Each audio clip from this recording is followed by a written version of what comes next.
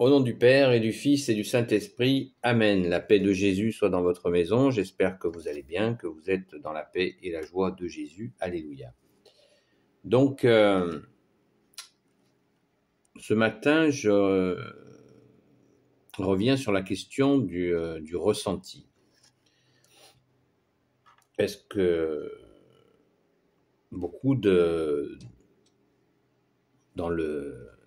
le monde du développement personnel, qui est souvent, qui comme son nom l'indique, est très souvent du nombrilisme,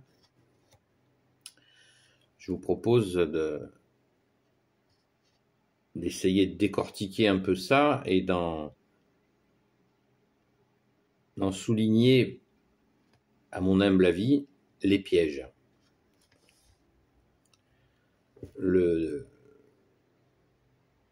Toute la spiritualité qui a poussé comme des champignons dans les années 60, avec ceux qui sont partis en Inde, dans des ashrams, auprès de grands sages, disent-ils,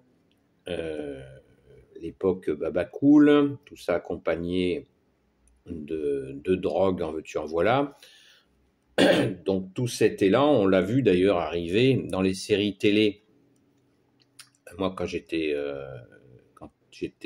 ado, même pré-ado, je voyais des séries télé que je ne nommerai pas, tellement j'ai honte, notamment policières,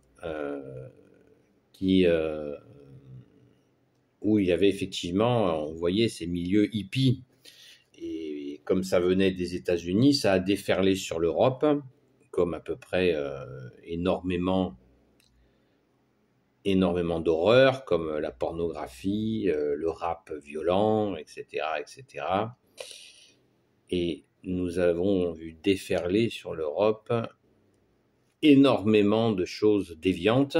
Et aux États-Unis, j'ai écouté quelques témoignages de gens qui partaient donc en Inde pour suivre tel ou tel gourou, puisqu'ils étaient saturés de la société matérialiste. Et donc ces mouvements hippies ont contaminé l'Europe. Et certainement d'autres endroits encore.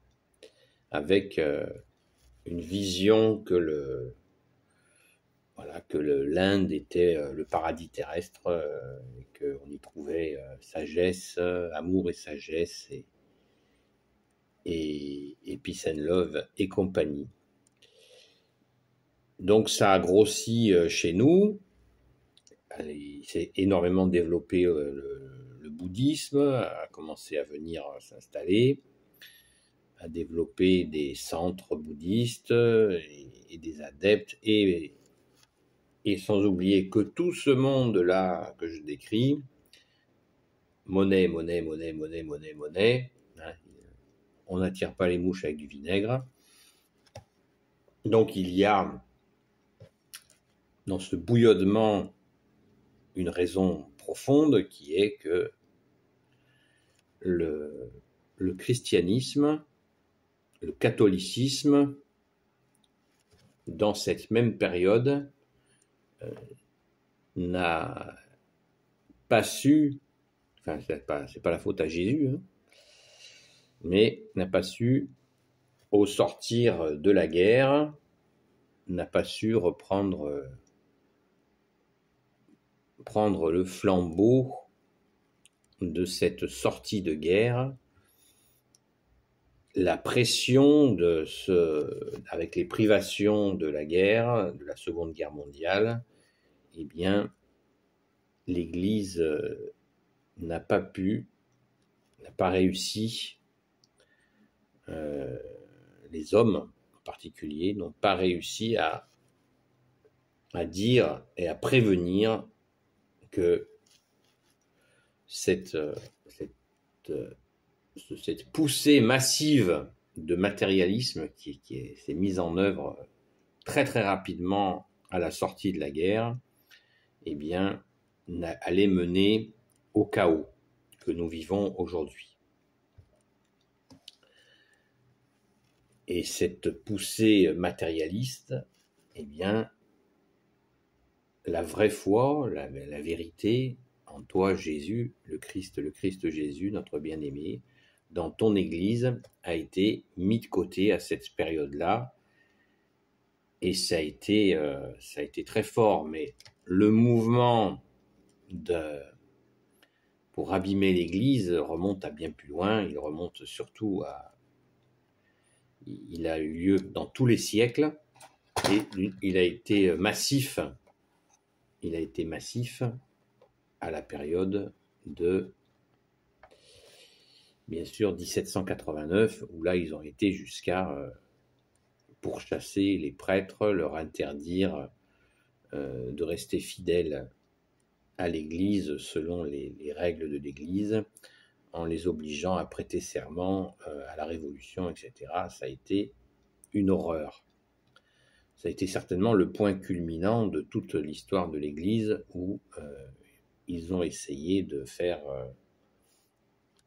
apostasier les prêtres, et beaucoup d'ailleurs se cachaient et sont partis même à l'étranger. Des prêtres, des évêques, et donc c'est pour dire que ça a été dans tous les siècles. Mais je reviens à mon idée. N'oublions pas que chaque période de l'histoire, Jésus l'a dit d'ailleurs, on vous persécutera à cause de moi. Hein. Il a bien précisé, il l'a dit en face à face avec ses apôtres. Hein. Il n'a jamais dit que ça s'arrêterait. Hein. Donc, toutes ces vagues de persécution, le protestantisme en est une autre aussi. Le protestantisme a persécuté l'Église. Ils s'affichent, eux, comme ayant été persécutés, mais ça n'est que la conséquence de leur persécution à eux, des catholiques. Hein, il faut être précis. Il y a eu donc, on présente souvent à tort, hein, on dit que l'Église a persécuté telle ou telle population, etc., etc. C'est ridicule. L'Église a été attaquée de toutes parts, et ça continue aujourd'hui. Prenons le cas de Notre-Dame de Paris, qui flambe. Voilà. Ça ne peut pas être autre chose qu'une attaque, pour des raisons tout à fait pratiques. On ne peut pas brûler des poutres de 80 cm de diamètre en quelques minutes. Ça n'existe pas dans les lois physiques du feu, ça n'existe pas. Voilà. Elles ont eu un coup de main pour brûler, c'est pareil, évident. Mais on n'a pas le droit d'en parler, donc je ne vous ai rien dit. Alors, donc l'Église, la tête de l'Église, c'est toi, Jésus, notre bien-aimé Jésus. Donc, c'est toi qui es visé à travers nous, qui sommes les membres de ton Église, ô Jésus. Et bien sûr, les biens matériels de l'Église, les convoitises, la révolution qui nationalise, qui déclare que les églises appartiennent à l'État, tout en disant qu'ils veulent se débarrasser de l'Église. Là, il y a une contradiction qui est totalement insupportable. Alors que le denier de l'Église était autonome à l'époque féodale. À l'époque des rois, l'Église était autonome. Les gens payaient, participaient à la vie de l'Église, et l'Église construisait des cathédrales, des églises, des monastères, des chapelles. Et voilà, ce n'était pas le roi qui casquait. Il devait peut-être certainement participer ici ou là. Tel ou tel seigneur devait participer à la construction, bien entendu. Mais ce n'était pas l'État en tant que tel qui possédait les églises. Donc aujourd'hui, les révolutionnaires étaient dans une contradiction absolument totale, affichant la liberté, égalité, fraternité, ce qui est une devise maçonnique et en aucun cas une devise, voilà, une autre devise, ça vient de la franc-maçonnerie, et ils ont déclaré que les églises appartenaient à l'État. Bon. Et après, ils les entretiennent pas. Ils les laissent tomber en ruine. Ou alors ils font le strict minimum, à part quelques maires courageux qui font ce qu'il faut, et merci à Jésus de les bénir. Je vous parle de tout ça, vous allez me dire ça n'a pas grand-chose à voir avec le sujet que j'ai proposé, mais en fait, tout ce climat anti-catholique, qui est de tous les siècles, eh bien, dans les années 60, ce climat a été vraiment... l'Église n'a pas pu faire face. Les gens sont partis dans cet orientalisme. Il y a aussi les délires sur certains qui ont fait du tourisme dans l'islam, disant que voilà, ils avaient trouvé une herbe plus verte ailleurs, etc. Et tout ça a été largement diffusé avec toujours de la surface, quelque chose de d'édulcoré. Quand vous allez en Inde, quand vous allez au Tibet, quand vous allez en pays islamique, il y a des espèces d'intellos qui ont voyagé et qui ont découvert les choses à la surface et qui les ont ramenées chez nous en faisant des livres, des conférences, et ainsi ils ont battu en brèche la vérité qui est la sainte foi catholique. Et beaucoup de gens de l'Église n'ont absolument pas vu venir ce poison qui a été distillé, dont cette diffusion s'est faite, y compris bien sûr avec l'utilisation de drogue, et tout ça était totalement désincarné, mais il en reste toujours quelque chose. Il y a une espèce de fond, un fond où on croise régulièrement des gens qui sont dans ce fond de cette culture, voilà, t'es pas zen, voilà, ça se résume à peu près à ça. Il faut être zen, etc. Vous voyez, on met un Bouddha en plastique chez soi, voilà, pour être zen. Une culture d'une espèce de spiritualité en carton, d'amour, de paix, de douceur, une espèce de truc vraiment tout mou, tout voilà, on est tranquille, et on ressent, voilà, on ressent le fait que nous catholiques, nous avons une culture catholique qui est, on prend les choses à bras-le-corps, on prend les problèmes à bras-le-corps, comme Jésus l'a fait. Il est venu, il a pas regardé, il n'a pas médité sur la misère des lépreux, des boiteux, des aveugles, des sourds, des muets, ou même de ceux qui étaient morts. Il n'a pas médité dessus, il n'est pas venu, et puis il a fait... Voilà. Non. Il les a guéris. Celui qui était possédé d'un démon, il n'a pas dit « Oh, le pauvre, il est possédé. » C'est bien triste. Non. Jésus agit. Jésus agit. C'est l'immense différence. C'est la différence. Voilà. Jésus agit. Il dit, attendez, qu'est-ce que je ressens là par rapport à la situation? Non. C'est pas un ressenti. Le catholique agit. Et il agit dans sa force à lui, qui est Jésus. Voilà, Jésus est notre force. Notre force est en toi, Jésus. Alléluia. Donc nous sommes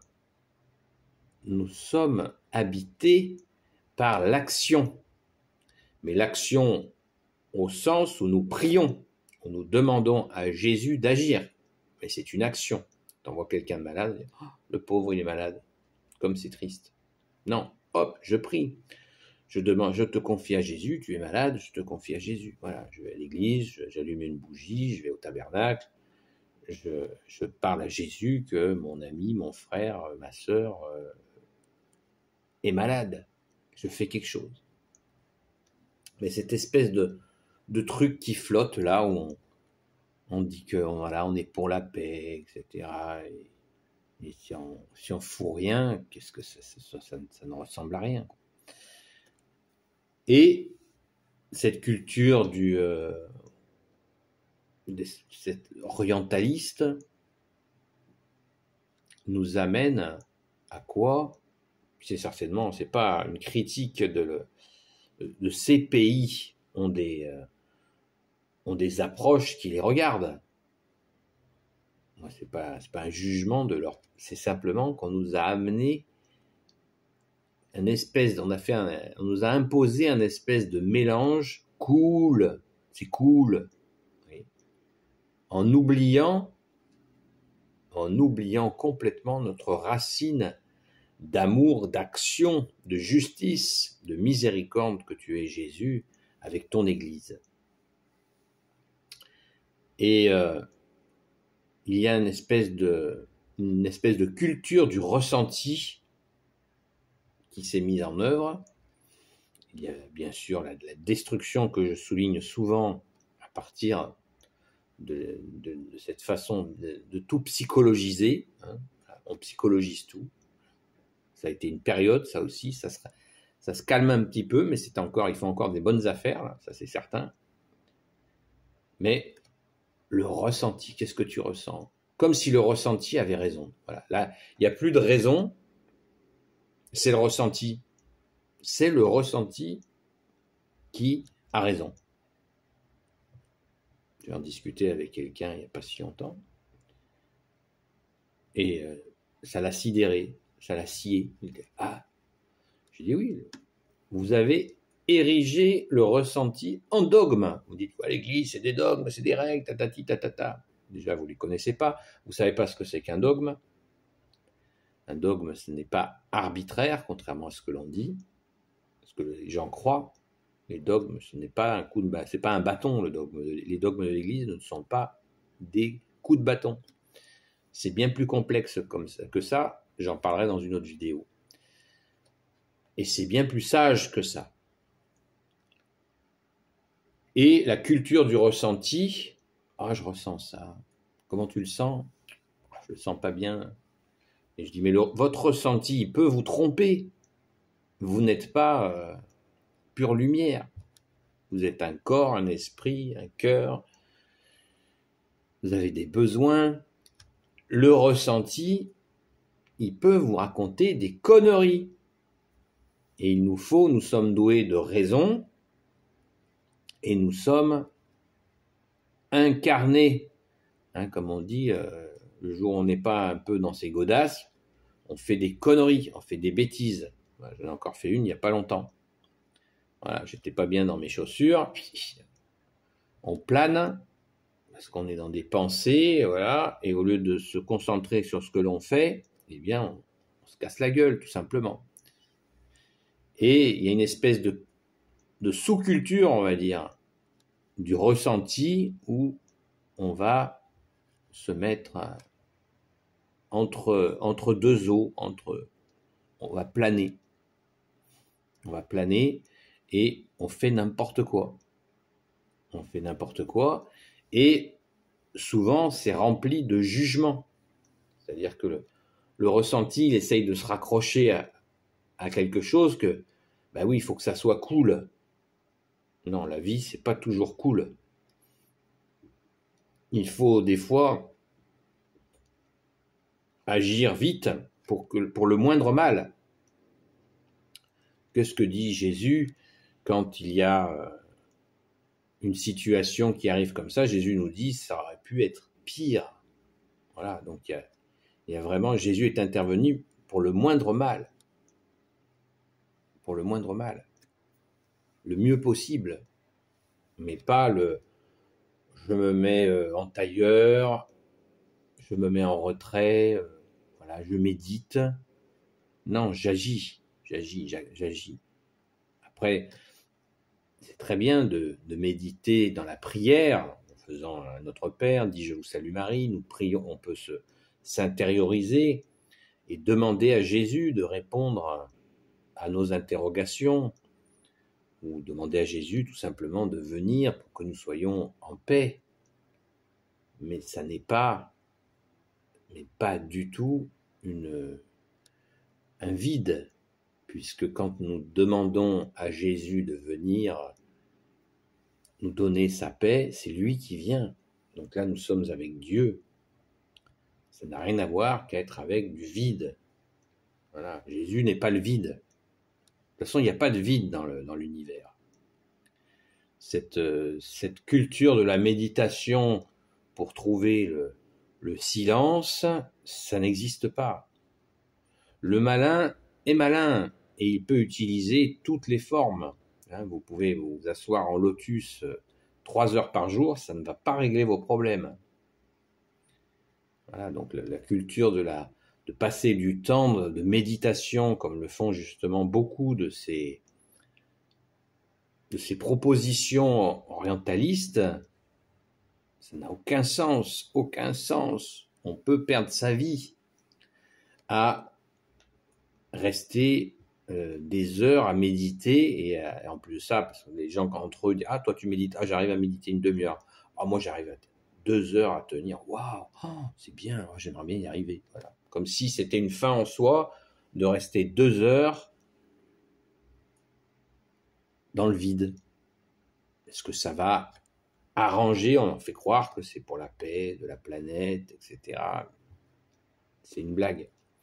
Ce qui ne veut pas dire qu'on doit être tout le temps actif, mais si on médite, il faut que notre méditation soit tournée vers le Saint de Dieu, Jésus, qui lui est Dieu et qu'il fera dans ce temps de communion que nous avons avec lui, ce temps d'échange que nous avons avec lui, eh bien, il agira et il y aura des suites, des grâces que tu nous donnes, Jésus.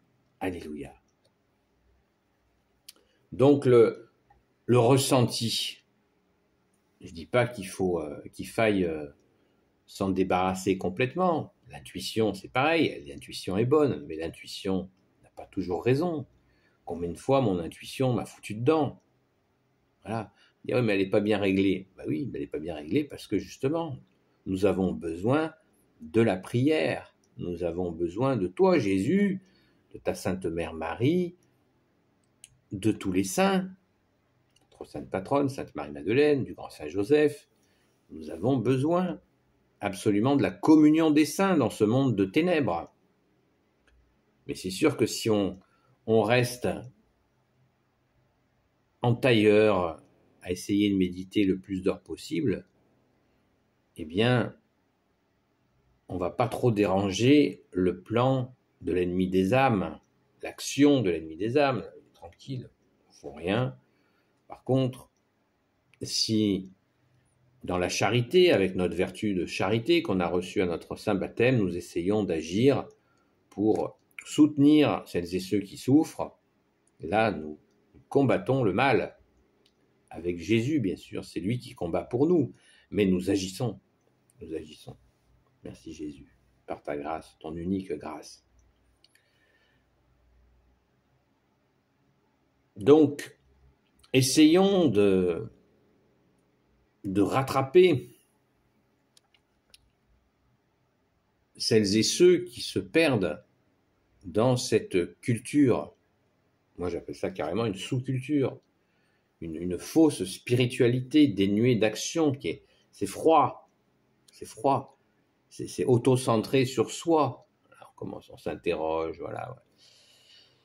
Je ressens telle chose, Et puis voilà, et j'en parle, et j'en parle, et j'en parle. Je vais peut-être aller faire une séance chez un psychologue pour encore, voilà, tourner dans mon nombril, au lieu de se tourner vers la demande de Jésus. Vous la connaissez, je la répète encore. Jésus nous dit, nourrissez les affamés, donnez à boire à ceux qui en soif, vêtissez ceux qui sont nus, libérez les captifs, visitez les malades, accueillez l'étranger. Voilà. Pas tous les étrangers, bien sûr, pas inverser les continents. L'étranger, ça peut être quelqu'un qui est très proche, mais qui passe par là, et qui est paumé. Eh bien, il faut être attentif pour pouvoir lui donner un coup de main. Jésus donc nous a donné ce qu'il fallait faire, ce qu'il plaît, ce qui permet d'entrer au royaume des cieux. Puisque Jésus nous dit, mon Père et moi, l'Esprit Saint, nous ne voulons pas le sacrifice, nous voulons la miséricorde, c'est-à-dire l'amour du prochain, à l'image de vous avez toujours cette image du Samaritain dont je vous parlais encore hier. Voilà. Donc, agissons, ne nous laissons pas dévorer par un espèce d'attentisme qui très souvent se décale totalement, refuse les réalités.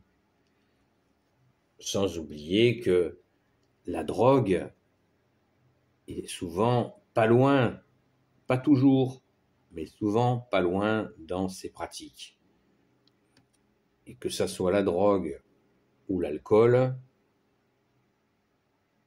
ça n'est pas compatible avec la spiritualité. Et pourtant, dans ce monde orientaliste, eh bien, c'est très très pratiqué. Et chez nous, c'est devenu un régulateur social, la drogue.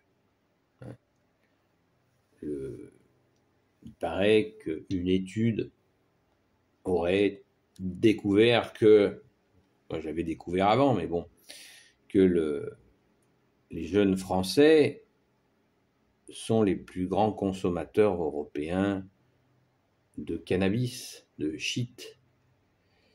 C'est le régulateur social, mais qui est, encore une fois, qui est là parce que, pour la raison que je vous ai dit juste avant. C'est que l'absence de Jésus, pas la faute à Jésus, hein, notre faute à nous, l'absence d'une église active, qui soit vraiment motrice pour montrer qu'on ne peut rien faire sans Jésus, eh bien fait qu'il y a toutes les déviances, et puis bien sûr le Satan qui fait son sale boulot avec ses serviteurs, et il s'y met à fond. Ça c'est certain. Mais s'il prend de la place, c'est que beaucoup d'entre nous, à commencer par moi, on était, pendant toutes ces années, on était aux abonnés absents. Moi, j'ai passé des heures, passé ma vie devant la télé. Voilà. Donc, quand je dis ça, je suis pas en train de dire, ouais, vous êtes des vilains, vous avez vu ce que vous avez fait. Non, non. Mea culpa, quoi. Moi, j'ai fait partie tout à fait du flow, hein, de cette culture américaine, télé, manger des hot dogs et voilà, et puis courir les nanas, voilà.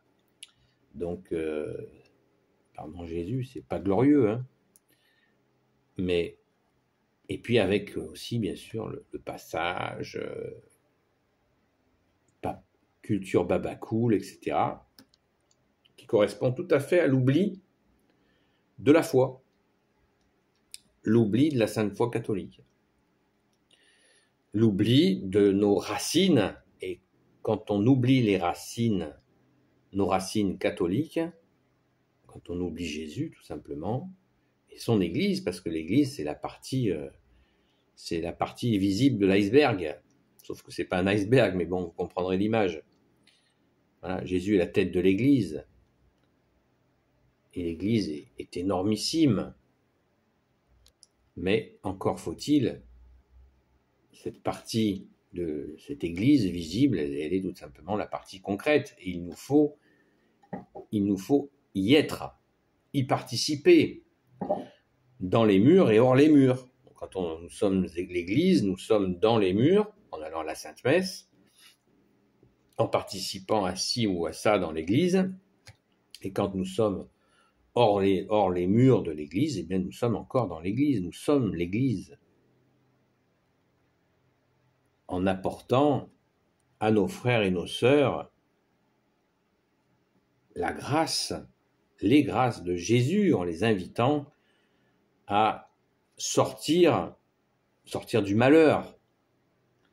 Parce que loin de l'Église, nous cultivons les malheurs, les chutes. On a du boulot, hein. Il y a un immense travail. C'est pas facile parce que souvent nous sommes rejetés. Nous sommes rejetés. Et le rejet se paye très cher.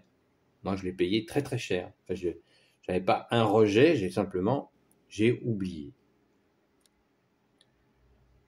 J'ai oublié que j'avais été baptisé alors que j'avais 1 mois et demi et que effectivement il y avait une suite, que ce baptême il fallait bien qu'il serve à quelque chose, pas uniquement à moi, déjà à moi bien sûr, mais aussi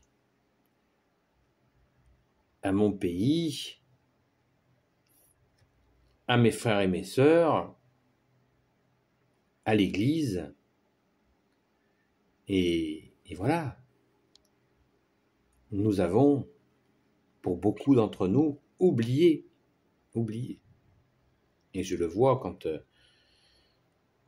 quand je rencontre quelqu'un qui revient à Jésus, parce que Jésus, tu m'as donné la grâce de lui dire ce qu'il fallait qu'elle entende. Je vois le bonheur, je la vois rayonner, je la vois vraiment jubiler, c'est magnifique. Je la vois grandir et c'est beau. Alors que quand on s'écarte de toi, Jésus, on prend gamelle sur gamelle. Au bout d'un moment, ça fatigue de prendre des gamelles. C'est épuisant.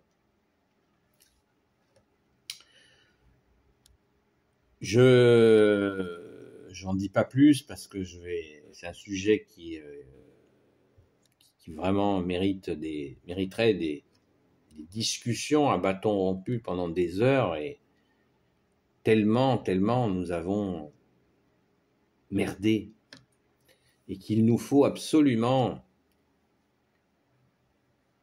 pagayer, ramer autant qu'on peut pour ramener le plus possible de personnes à Jésus, car nous ne pouvons rien faire sans toi, Jésus. Donc, on se retrousse les manches et on demande à Jésus comment il souhaite que nous agissions. Parce que Jésus est notre seul enseignant, vous le savez, notre seul maître et notre seul bien-aimé. Amen. Béni soit le Père, le Fils et le Saint-Esprit. Amen. Sans oublier que Jésus ne peut ni se tromper, ni nous tromper, les amis. Si vous n'êtes pas des amis, je pense que cette parole, nous pouvons la faire nôtre parce qu'elle est la vérité. Ô Jésus, toi qui peux tout et qui portes tout, toi le Sauveur, toi l'Emmanuel, je te confie toutes celles et ceux qui regarderont cette vidéo, ainsi que leurs proches, selon ta sainte volonté. Sainte Marie, Reine des cieux, toi l'Immaculée Conception, toi qui écrases le serpent, toi qui es la lune sous tes pas. Saint Joseph, toi le juste et le saint, toi le sage, toi la terreur des démons, toi le saint gardien de la Sainte Église catholique apostolique. Sainte Marie-Madeleine, notre chère sainte patronne, et vous tous les saints et saintes amis de Jésus. Saint Michel Archange qui est comme Dieu, Saint Gabriel Archange, Saint Raphaël Archange et tes anges guérisseurs, et vous tous les anges qui servent Jésus, je vous confie toutes celles et ceux qui regarderont cette vidéo, ainsi que leurs proches, selon ta sainte volonté, ô Jésus. La paix de Jésus soit dans votre maison. Désolé, j'ai été un peu long. Mais bon, ça m'arrive de temps en temps, vous le savez. Et j'attends bien sûr vos commentaires, vos remarques. Et je vous dis, la paix de Jésus soit dans votre maison et à très vite.